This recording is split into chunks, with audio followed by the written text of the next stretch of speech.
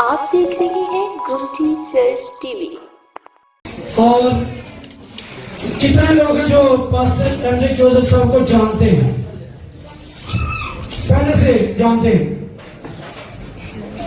پریز دی lord. Pastor ایمریک Joseph جن کا تعلق فیصل آباد سے ہے، اور فیصل آباد فرسٹ پریسبیٹیرین چرچ، اور جو کہ ریل بازار گمٹی جو بنی ہوئی ہے، تو گمٹی کے ساتھ جو چکے چرچ ہے، اور گمٹی والے چرچ کے نام سے بھی بہت مشہور ہے۔ فیصل آباد میں سب لوگوں کو چرچ کا نام اگر نہ آتا تو سب کو یہ ضرور پتا کہ گمٹی والے چرچ میں جانا ہے۔ تو پاسٹر ایمریک جوزف ہر سنڈے خداوند کے فضل سے تقریباً 7 سے 8,000 لوگ خداوند کے فضل سے پاسٹر صاحب کی سنڈے میٹنگ میں، فرائیڈے میٹنگ میں 6 سے 8,000 لوگ جو ہیں وہ میٹنگ میں شمولیت کرتے ہیں، اور خداوند ان کے ذریعے سے بہت بڑے بڑے معجزات کرتے ہیں۔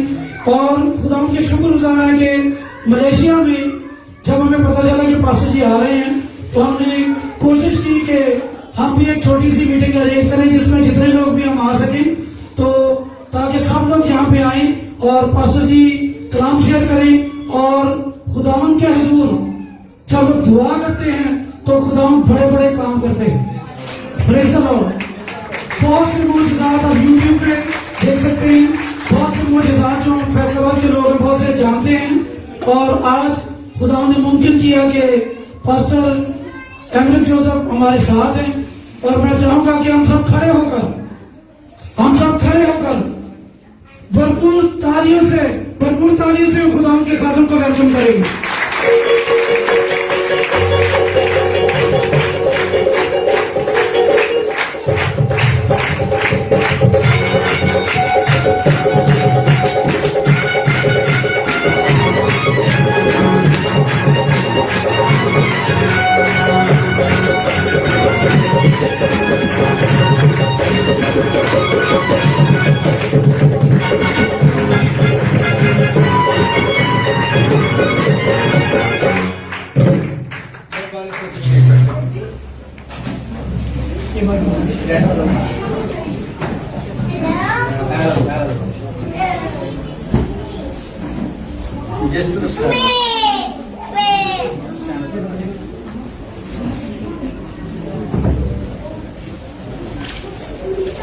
آواز تو ویسے بھی میری پہنچ جائے گی آپ تک بغیر مائک کے بھی، اور میں دلی طور پر خداوند کا شکر ادا کرتا ہوں۔ آج شام آپ سے ملاقات ہوئی اور خداوند مجھے اپنی انجیل کے مناد کے طور پر استعمال کرتا ہے، اور پاکستان میں اور پاکستان سے باہر بھی اپنے ملکوں میں جاتا ہوں، اور آج خدا معجزہ طور پر مجھے یہاں بھی ہے، میں اس کا شکر ادا کرتا ہوں۔ میں معذرت خواہ ہوں کہ میں تھوڑا لیٹ ہوں۔ آج رش بتا رہے تھے جو ڈرائیو کر رہے تھے کہ شام کو 4 بجے سے 7 بجے تک کافی رش ہوتا ہے، پھر میٹنگ بھی تھوڑی ادھر لمبی ہوگی، کچھ بیمار ہوا کے لیے آگے تو دیر لگی، تو میں اس کے لیے آپ سے معاف کرتا ہوں۔ مجھے جلد آنا چاہیے تھا، آئندہ کبھی آیا تو جلد آؤں۔ خدا آپ کو برکت دے۔ اور پادری ارشد صاحب کے لیے، پادری عدیل صاحب کے لیے، سارے خادموں کے لیے، وائر کے لیے خدا کا شکر ہے جی، آپ ساری خدمت کے لیے۔ اور first Presbyterian church Rail Road Faisalabad جو پچھلے 130 سال سے شہر کے مرکز میں موجود ہے، جو لوگ کچھ سال پہلے آئے تھے وہ جانتے ہوں گے اس چرچ کو، لیکن پچھلے 4 سال سے وہ چرچ چھوٹا ہو گیا تھا۔ ہمارے پاس جب نیا چرچ ہم نے بنایا تو نئے چرچ میں تقریباً 6-7 ہزار لوگ بیٹھ جاتے ہیں، اندر بیٹھ جاتے ہیں، اور آج کل باہر دریا میں بچتی ہیں، کہیں دفعہ اتنے لوگ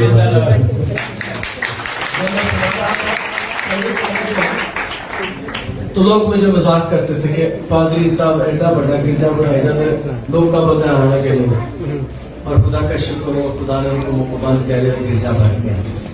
ہفتے میں ہم 3 بڑی باتیں کرتے ہیں، عام طور پر اتوار کو عبادت ہوتی ہے، ہماری جمعے کو 2 بڑی باتیں ہوتی ہیں، پھر اتوار کو بڑی عبادت ہوتی ہے۔ تو خدا کا شکر ہو خدا ہم سبوں کا اپنے جلال کے لیے استعمال کرتا ہے۔ آپ سب کے لیے میں دلی طور پر خدا کا شکر گزار ہوں، آپ کا شکر گزار ہوں کہ آپ نے تھوڑا میرا انتظار کیا، اور پادری صاحب کا بھی جو بڑی محبت سے اس شہر میں مجھے رکھے ہوئے ہیں، خدا نے بہت برکت دے۔ ہم تھوڑی دیر کے لیے اپنی آنکھیں بند کریں۔ عزیز اور پیارے آسمان خدا اپنے کلام کو نازل فرما اور برکت دے. ہمیں شیما ہونے کے لیے تیار ہے. سارے ماحول پر تیرا کنٹرول اور تیرا قبضہ رہے. کلام کے بیچ کو اٹھانے والے پرندے جاتے رہے. یسوع کے القادر نام کے وسیلے سے آمین. آپ کے ساتھ میرا وعدہ کہ ٹائم میں تھوڑا دوں تو مجھے پتہ ہم لے گئے. میں نے نوٹس نہیں لیے اس لیے کام کرتا ہوں. ہم زبور 127 کا پڑھیں.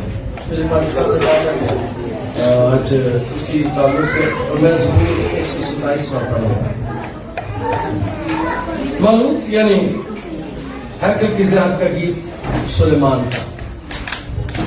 اگر خداوندی گھر نہ بنائے تو بنانے والوں کی محنت واپس ہے. اگر خداوندی شہر کی حفاظت نہ کرے تو نگہبان کا جاگنا بس ہے. تمہارے لیے سویرے اٹھنا اور دیر میں آرام کرنا اور مشقت کی روٹی کھانا آپس ہے. کیونکہ اپنے محبوب کو تو نیند میں دے دیتا ہے.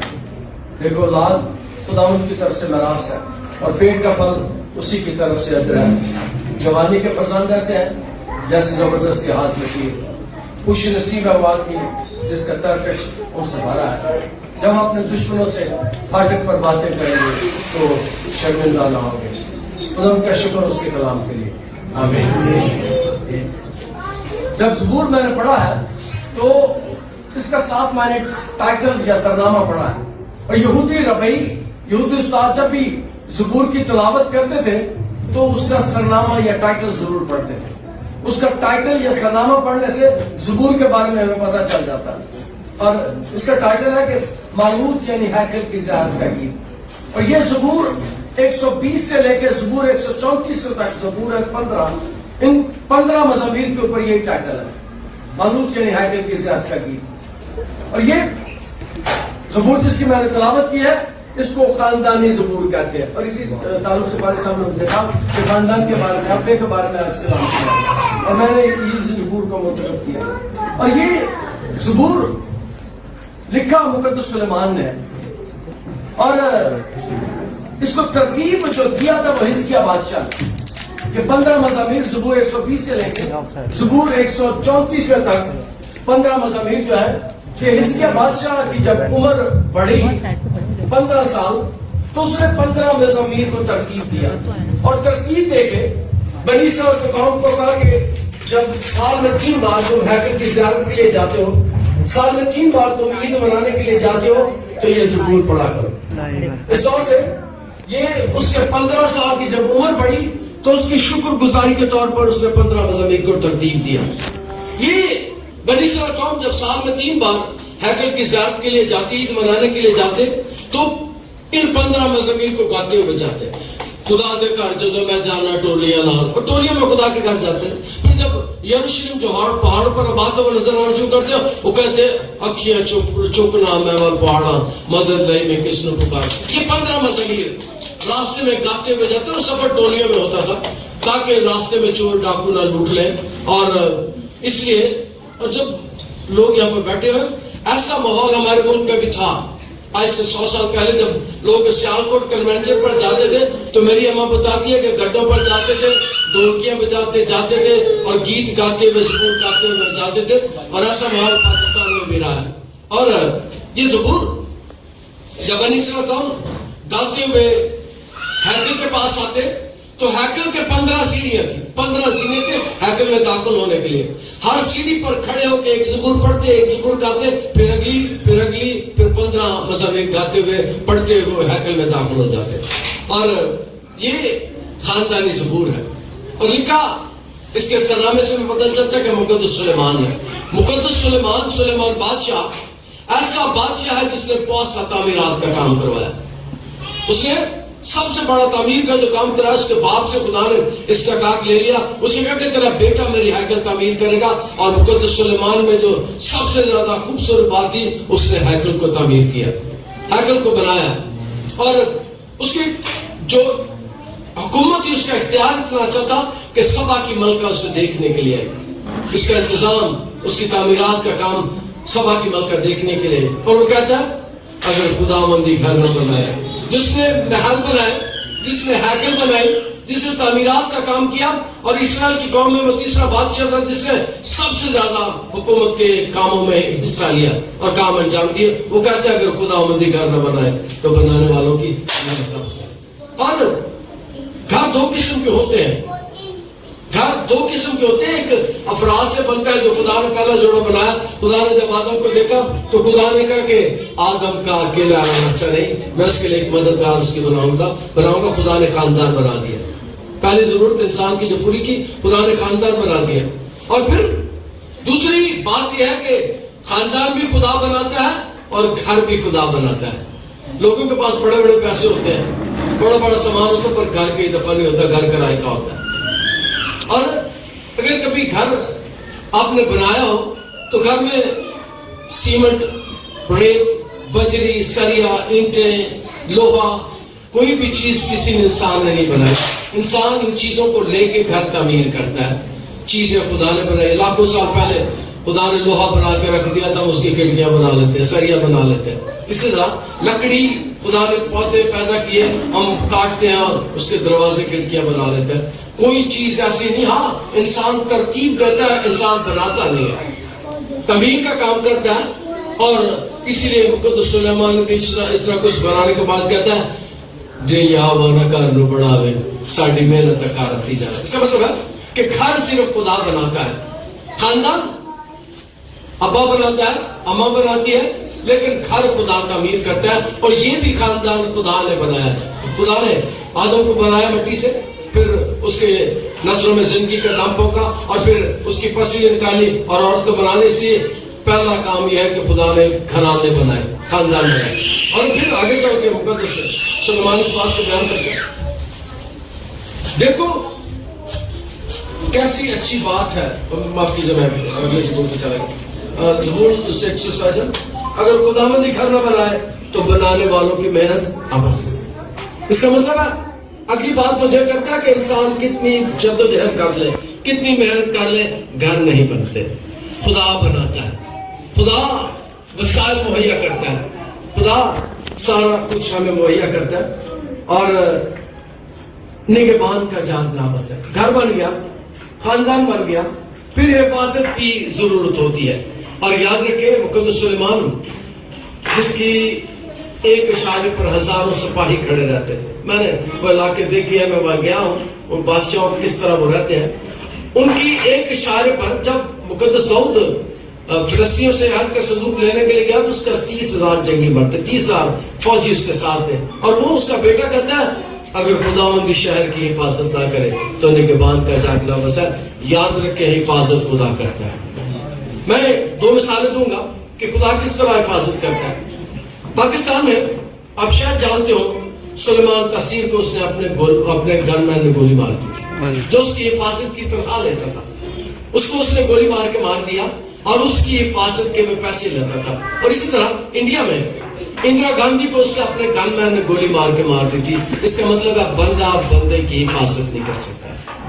خدا کئی دفعہ آپ کی زندگی میں تجربے ہوئے ہوں گے کہ کوئی حادثہ ہوا ہے, کوئی مشکل میں سے آپ گزرے ہیں, اور بعد میں آپ کہتے ہیں کسی قوت نے ہاتھ دے کر ہمیں بچا لیا. اور وہ جو قوت ہاتھ دے کر بچاتی ہے وہ خدا بچاتا ہے, خدا بچاتا ہے. پچھلے مہینے کی بات ہے, ایک لڑکی خاندان ہمارے پاس جیسے بتا رہے تھے ہزاروں لوگ آتے ہیں, تو ایک لڑکی چرچ آئی اور واپس جا رہی تھی اور موٹر سائیکل کے اندر اس کا دوپٹہ پھنس گیا اور اس کی گردن دب گئی. اور جب گردن دب گئی موٹر سائیکل گری, اور گرتے ہی اس نے کہا کہ میرے بھائی, وہ کہتے جلدی جلدی اس ہاسپٹل لے جاؤ, فائل کو بلاؤ. اس نے کہا میں نے ہاسپٹل نہیں جانا, مجھے گرجے لے جاؤ اور میں بچ جاؤں گی. وہ اٹھا کے اسے گرجے لے آئے. اس کی گردن پھسی ہوئی تھی, اس کی گردن بہت زخمی تھی, اور جیسے اسے میرے پاس لے کر آئے ہم سب نے اس پر ہاتھ رکھ کے دعا کرنا شروع کر دی. اور وہ کہتی تھوڑی دیر میں مجھے آرام آ گیا. اور جو آرام دینے والا ہے وہی خدا ہے, آرام دینے والا ہی خدا ہے.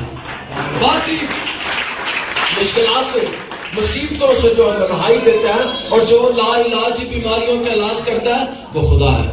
اور کئی دفعہ لوگ میرے پاس آتے ہیں, کہتے ہیں پادری صاحب ٹیسٹ کرانے, اور ٹیسٹ سے کچھ نہیں آتا, بڑے ٹیسٹ کروائے, بڑے ڈاکٹروں کے پاس گئے ہیں. اور میں کہتا ہوں जो बात डॉक्टरों के समझ को नहीं आती वो मेरा खुदा समझता है। जो डॉक्टर की रिपोर्ट में नहीं आता वो खुदा की आंख के सामने होता है। कई बीमारी ऐसी है जो सिर्फ खुदा जानता है। और ये बात मुक़द्दस सुलेमान कहता है कि अगर खुदावंदी घर न बनाए तो बनाने वालों की मेहनत बस है।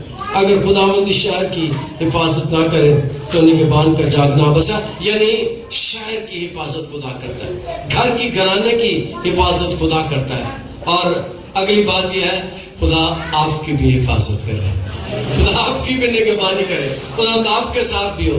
और आगे हिफाजत, घर बन गया, खानदान बन गई, और फिर अगली बात है हिफाजत की, और खुदा हिफाजत भी करता है। और अगर निगहबान का जागना बस है, तुम्हारे लिए सवेरे उठना और देर में आराम करना और मुशक्कत की रोटी खाना अबस है। तीसरी बात यह है कि रोटी खुदा देता है। बनी इसराइल कौम जब मुल्क मिस्र की 430 साल गुलामी से निकले, 40 साल वो बियाबान में रहे, उन्हें रोटी कौन मुहैया करता था? खुदा। ना उन्होंने खेती बाड़ी की, न गंदम बीजी, न जौ बीजे, न चावल बीजे, और खुदा क्या करता था? खुदा ने कहा था मैं आसमान से रोटियां बरसाऊंगा। खरूज की किताब पढ़ेगा तो खुदा आसमान से मन मुहैया करता था। उस सुबह उठकर देखना मन लफ्ज का मतलब क्या है, वो क्या है। मन लफ्ज जो जिसका उर्दू में मतलब यह है वो क्या है। जब सुबह सोकर उठे उन्होंने देखा, उन्होंने कहा वो क्या है, और मन लफ्ज का मतलब है वो क्या है। खुदा ऐसी चीजें मुहैया करता है। मन मैंने खाया तो नहीं है लेकिन बड़ा ही मजेदार होगा। तेनों चंगिया चीजा ना वह रह जाता है। बटेरे मैं खाता हूँ, बटेरे मैंने बड़े खाए हैं, और बटेरा भी मजेदार गोश्त होता है। और यहाँ पर खुदा कहता है तुम्हारे लिए सवेरे उठना, देर में आराम करना और मुशक्कत की रोटी का नाबस है। और अगली बात है क्योंकि अपने महबूब को तो नींद ही में दे देते हैं। सुबह सो के उठते हैं, हमें रोटी की जरूरत होती है। और मैंने रात को भी एक वाक़या शेयर किया था, मेरे लिए खुद भी बड़ी मेरी जिंदगी में टर्निंग पॉइंट था।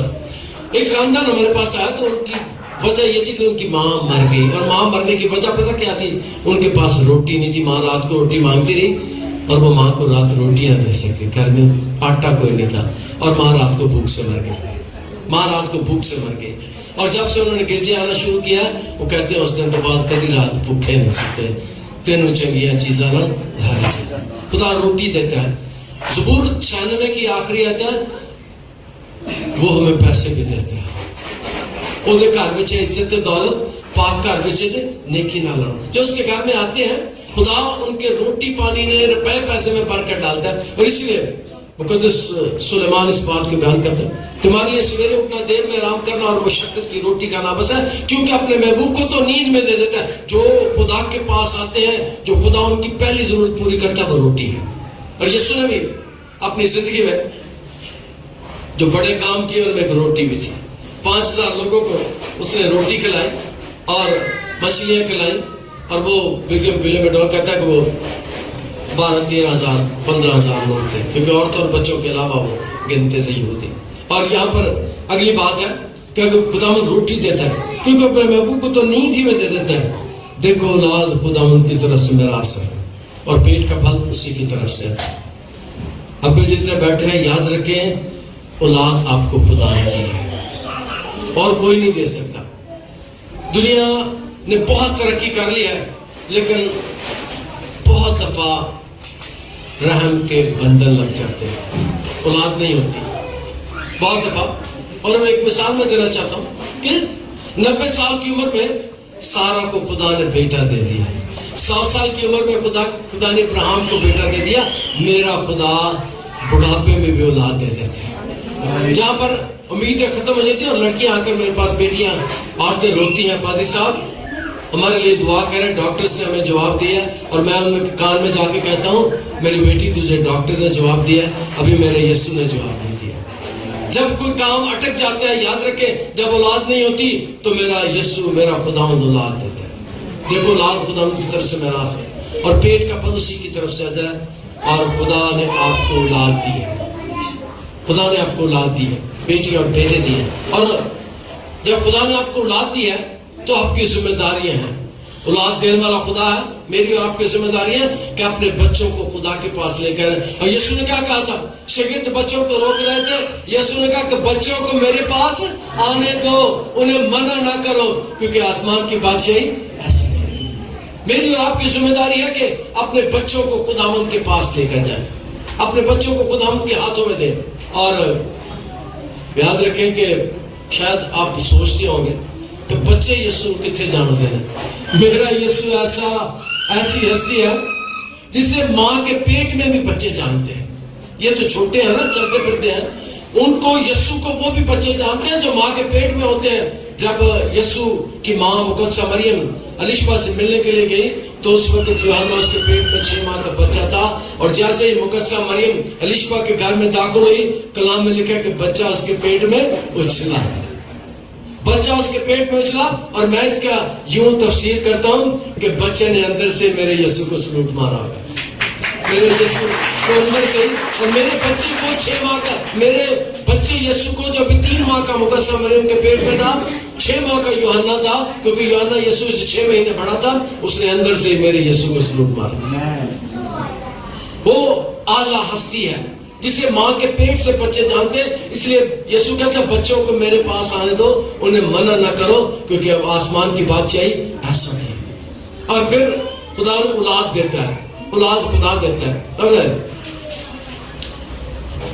2-3 ماہ پہلے کی بات ہے, ایک ہفتے میں گواہیاں لے رہا تھا اور خاتون نے بیٹی چھوٹی سی کو لگا کے سینے کے ساتھ آئی, کہہ رہی پادری صاحب میری شادی کے 20 سال بعد یہ بچی ہوئی ہے. 20 سال بعد. میں نے خدا کا شکر کیا. اس کے پیچھے ایک عورت آ گئی, اس نے کہا پادری صاحب میری گود 16 سال کے بعد پھیل گئی, ایک ہفتے میں. اس کے بعد ایک اور آ گئی اسی لائن میں, وہ کہتی پادری صاحب 11 سال کے بعد میں اس گرجے میں بچہ لے کر آئی.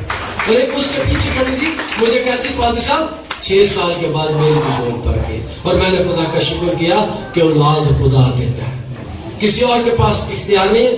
دوائیاں جہاں کام کرنا چھوڑ دیتی ہیں, ڈاکٹر جہاں کام کرنا چھوڑتے ہیں, وہاں میرا خدا کام کرتا ہے. کلام مقدس میں اس بات کو لکھا, دیکھو اولاد خداوند کی طرف سے میراث ہے اور پیٹ کا پھل اسی کی طرف سے ہے. جوانی کے فرزند ایسے ہیں جیسے زبردست کے ہاتھ میں تیر. میں نے وعدہ کیا تھا کہ میں مختصر کروں گا. میں عام طور پر زبور سناؤں اور پرانے عہد میں بات کروں تو ذرا لمبی کرتا ہوں, لیکن آج میرا آپ کے ساتھ وعدہ میں چھوٹی کروں گا. میرا پسندیدہ, مجھے بہت پسند ہے پرانے عہد میں کئی دفعہ بولنا, اور زبوروں پر خاص طور پر. زبور پوری دنیا میں ہمارے چرچ پریسبٹرین چرچ کا تحفہ ہے ساری دنیا کے لیے.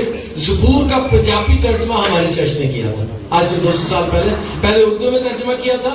پھر ہمارے چرچ میں گائے بھی زبوری جاتے ہیں. ہم کم گیت گاتے ہیں, ہم جب زبور گاتے ہیں تو ہم الہام گاتے ہیں, جب گیت گاتے ہیں تو کئی دفعہ شاعری بھی ہوتی ہے. اور یہاں پر یہی زبور کی کتاب ہے جس کو سناتے ہوئے میں خود مزہ لیتا ہوں, خود مجھے بڑی برکت ملتی ہے. اور کلام میں لکھا کہ اولاد کے بعد جوانی کے فرزند ایسے ہیں جیسے زبردست کے ہاتھ میں تیر. خدا بچوں کو جس چیز کے ساتھ ملا رہا وہ تیر. اب تو گولی کا زمانہ ہے, بمبوں کا زمانہ ہے, گنوں کا زمانہ ہے. اس وقت تیر ہوتے تھے, اور اگر تیر ٹیڑھا ہو جاتا تھا تو وہ نشانے پر نہیں چلتا. اور آج بھی اب تو خدا کا شکر آپ یہاں پر ہے. اور میں ریلی پہلی دفعہ میں یہاں آ کر سری لنکا میں گیا ہوں کچھ سال پہلے. میں وہاں سے لوگوں کو ملا, وہاں پہ بھی سارا کچھ دیکھا میں, لیکن اب میں کہتا ہوں آپ نے بہت اچھا کیا, یہاں آ کر بہت اچھا کیا. خدا آپ کو برکت دے, آپ کی مدد کرے, کیونکہ حالات پاکستان کے بڑے خراب ہیں. مائیں میرے پاس آ کر ہوتی ہیں پادری صاحب منڈے میں ہیروئن پینا شروع کر لیے, پرسا منڈا شیشہ پیندا ہے, پرسا منڈا یہ نشہ کرتا ہے, اور بہت سے لوگ نشے میں مر رہے ہیں. آپ نے اپنی اولاد کے لیے سوچ رہے ہیں, اولاد کو سیدھا رکھنا ہے. مہربانی کر کے اولاد کو وقت دیا کرے. اولاد کو جب میں نے اپنا گھر بنایا تو میں نے ایئر کنڈیشن بعد میں کروایا تھا. میں ایئر کنڈیشن کا پسند نہیں کرتا, ویسے سونا مجھے پسند ہے.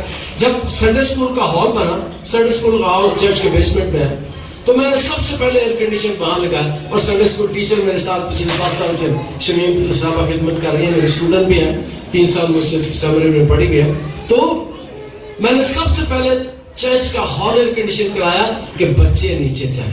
बच्चे सीखें, क्योंकि खुदा ने ये मेरी जिम्मेदारी लगाई है कि मैं बच्चों की तरबियत भी करूं। और हर इतवार हर जुमे, शायद कोई पादरी ऐसा ना करता होगा, मैं संडे स्कूल में बच्चों को मिलने के लिए जाता हूँ, संडे स्कूल के बच्चों के साथ मिलकर दुआ करके आता हूँ ये। और हमारी चर्च में लोग ढेरों के हिसाब से, सौों के हिसाब से बिस्किट्स के पैकेट्स, स्वीट्स लेकर आते हैं बच्चों के, संडे स्कूल के बच्चों के लिए।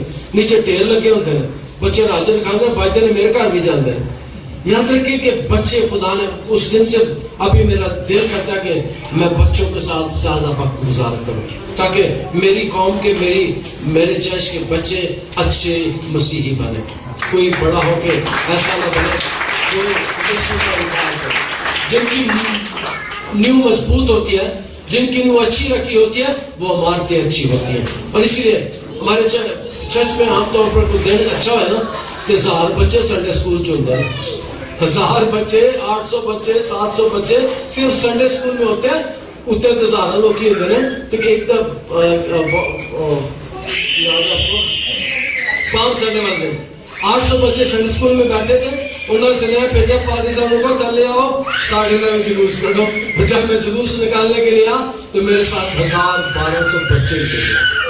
और मैं खुदा का शुक्र अदा करता हूँ, खुदा ने मुझे ऐसी कुव्वत अब दी है कि मैं बच्चों के साथ काम कर सकता हूँ। और भाई साहब, एक बात आपको सिखाना चाहता हूँ, मैं हर रोज, हर इतवार, हर जुमे बच्चों के साथ नीचे दुआ करता हूँ जाके, खुदा और लोगों को लेकर आ, और मेरा खुदा बच्चों की दुआ बड़ी सुनता है।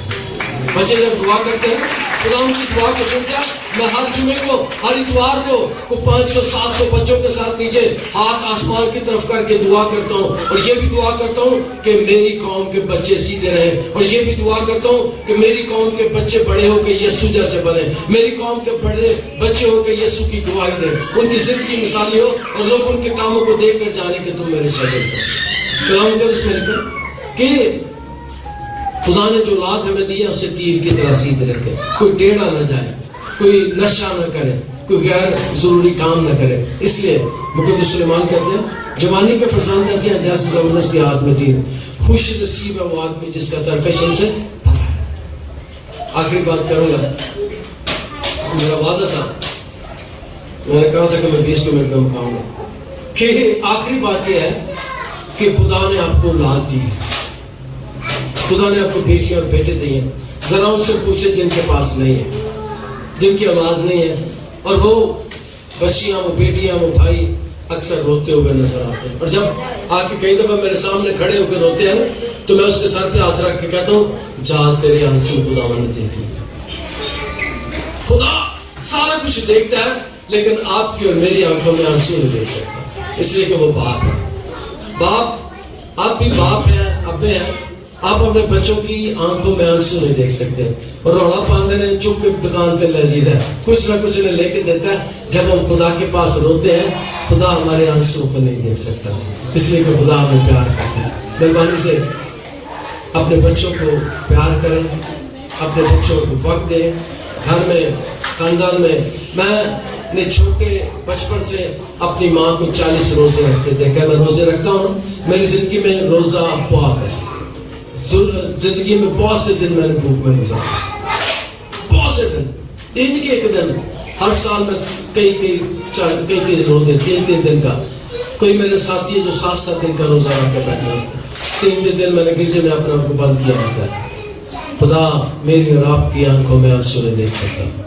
मेरी माँ ने मुझे रोजा रखना सिखाया, मेरी माँ ने मुझे दुआ करना सिखाई। मेरी माँ जब मुझे रोटी देती थी, और आटा गूंदने के साथ पेड़ा बना के ऊपर बाप बेटा किया करती थी।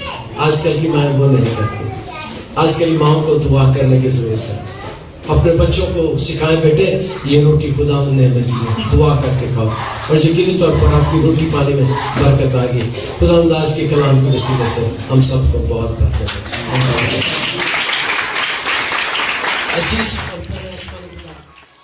आप देख रहे हैं गोमती चर्च टीवी।